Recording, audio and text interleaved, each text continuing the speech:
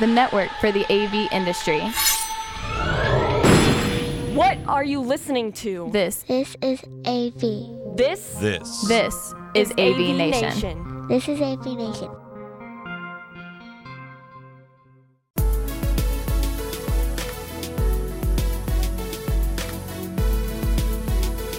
This is Tim Albright with an AVNation special looking at SCN's The Nine. Real quickly, as a kind of a backstory here, The Nine started a couple years ago on SCN's magazine. This is where the editors take a look at the 9 young AV professionals who are leading the way into the next iteration of the AV industry. With me today are 2 of those 9s. First and foremost, Ms. Alicia Henley. How are you, ma'am? Hey, Tim. Good morning. I'm doing well. Thanks. Absolutely. And secondly is Mr. Luke Jordan. How are you, sir? I'm doing good, Tim. Thanks for having me here.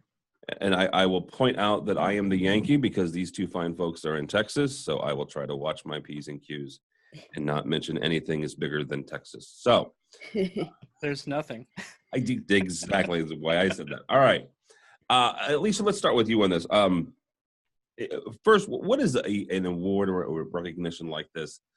Not just mean to you personally, but also mean to you professionally?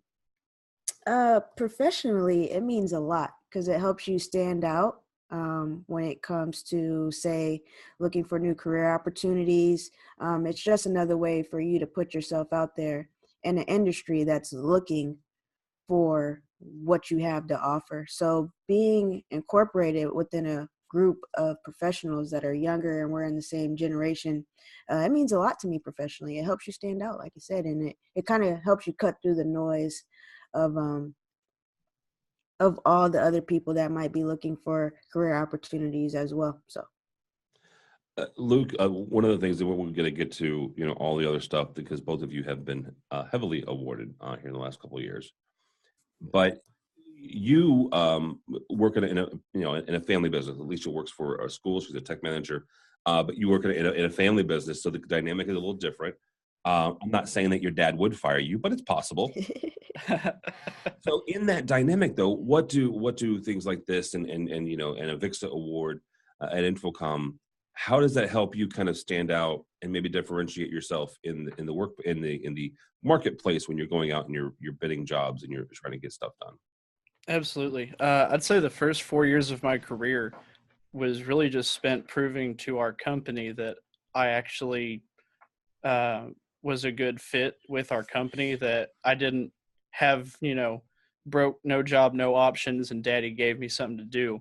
But this is what I wanted to do. I'm good at it, and it's just a good fit for our company. And so as I started out $12 an hour pulling wire, and it's just been every move within the company has been a good fit for me and has benefited the company and our city and our clients. So that first half was just kind of proving that I belong in AV, just to myself, to my family, to our employees. And then this last 3 years, I've really branched out with a VIXA, with some awards, with getting involved throughout the industry outside of our company. And so being recognized, more than just my dad's proud of me, pat on the back, love you, son, that's there. But it's a little bit different to get that type of a recognition from, Dave Labuscus or from SCN magazine. People respect what that means. And I'd say that professionally, that's given me some confidence to say, okay, I can do this. Let's go do more. So if anything, it just keeps me hungry and competitive. Well, and that's actually a really good point, is the fact that, not just, SCN The Nine is very nice, but you've also been a part of the Integration Council. You mentioned Dave Labuscus, CEO of AVIXA. Alicia, I want to bring you on this because you're doing something interesting in the next month or two, actually 2 or 3 weeks from now. You were part of the Infocom Center Stage. that's right. And that is giving not just you an opportunity to highlight what but also to educate the industry. Is this something where bringing folks who are younger, who maybe don't have 30 years of experience, right, but they have a new perspective? on this, let's be frank, quite old industry. But folks like, you and the rest of the folks that are on this list have a unique perspective and have kind of a fresh perspective. How important is that, bringing that to a show like Infocom?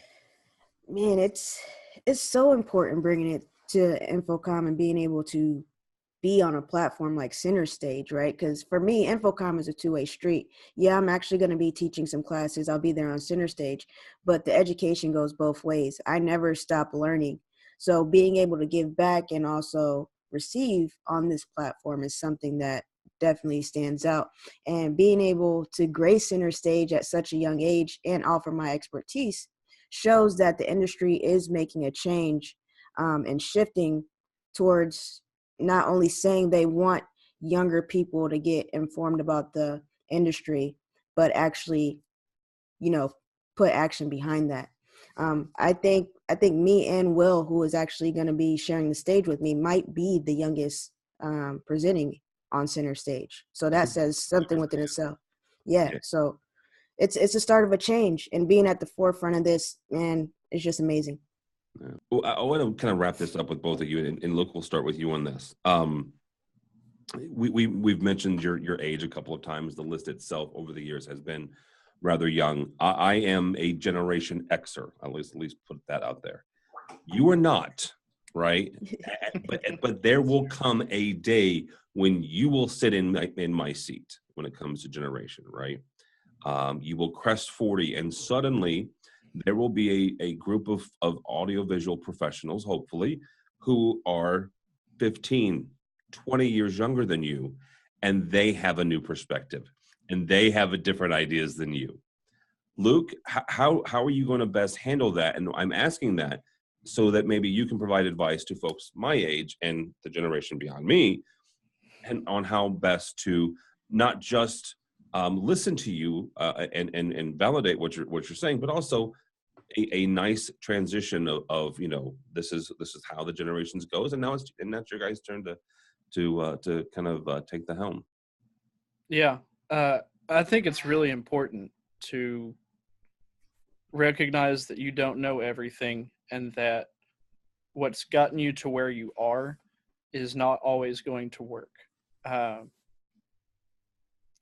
We kind of look at it as we're not really in AV, we're in communication, and we kind of pare that down to a certain group of specialized verticals and products that do that. But it's the idea of not being a wagon wheel maker, but being in the transportation industry. And so when wagon wheels quit being a good use of getting around, if you kept making wagon wheels, you went out of business pretty quick. Yeah. So understanding that the market really defines what they want to use for communication and what the trends are. We don't really define that. Even the manufacturers do their best to come up with innovative products that the market will want to buy, but it's still up to the market whether or not that succeeds. Yeah. So if we refuse to listen to folks that are coming into the market that are, you look at, social media with the way that's just all changed with Instagram, Snapchat, Twitter, whatever. It's just changed the way people communicate, the way people consume news. And so to not recognize that shift and pull from the folks that are actually using that and demanding that, that's how you go out of business really quickly. So I know I didn't get to where I am on my own. I was given a shot. I was given an opportunity, and I definitely didn't deserve one because I hadn't proved that I was capable of the work that I was about to do. But whether it was, just a need from the company to have a warm body go run a project, or the fact that I showed that I was willing to go out, get my CTS, my CTSI, my PMP, these certifications that show that I'm willing to invest in myself. If you have the right character, if you have the right person in the right seat, going out and actually doing the job is the easy part. So I think the next generation is going to do a great job. They grew up with all this technology. They're not having to learn it. They might have to learn the pro side a little bit. I think they're going to do a great job. It's just up to companies to give them a shot before they've proven that they can do it. Yeah. All right. Alicia, I'm going to turn the question slightly.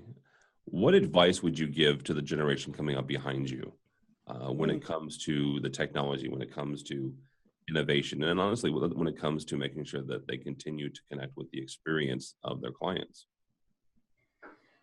Definitely be customer service focused. Like before I got into the industry, well, I actually was always doing it, right? I started working sound in my dad's church, but when I was going to school, I had to have money to pay for things like rent.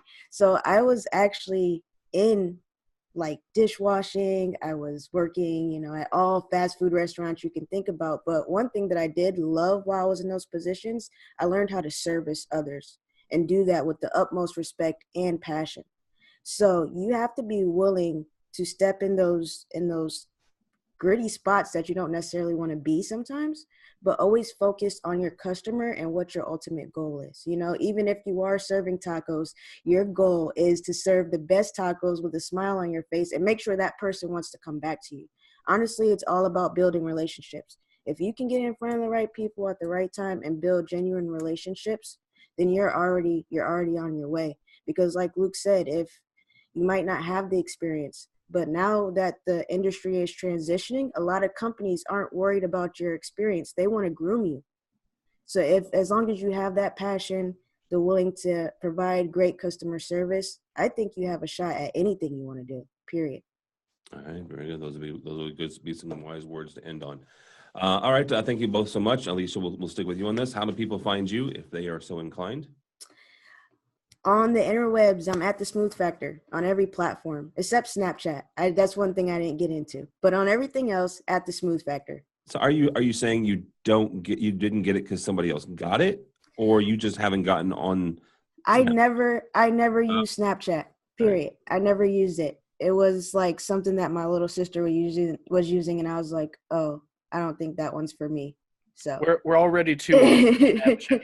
So we're too old for Snapchat. Everything's it moves so fast. I found what works for me and I stuck to it. So yeah, at The Smooth Factor.